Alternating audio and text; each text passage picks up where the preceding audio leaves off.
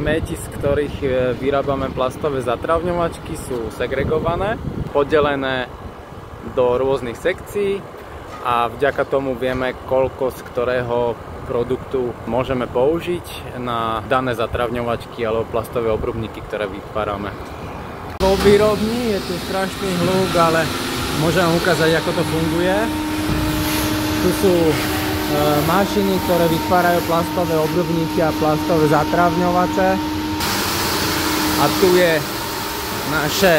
náš produkt, z ktorého vyrábame.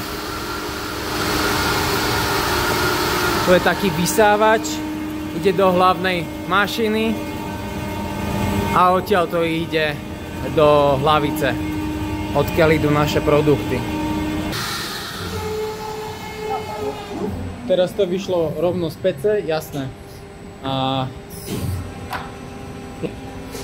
to sú 50-ky, to je veľká záťaž pre nákladné automobily. Rovno sa to ukladá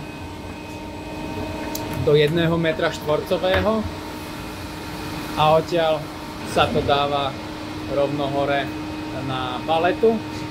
Toto je akurát vyššie balenie, ktoré ide na kamiony.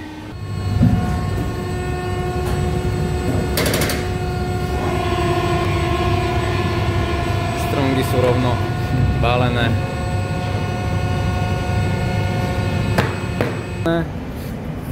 Celé balenie vyzerá zhruba takto.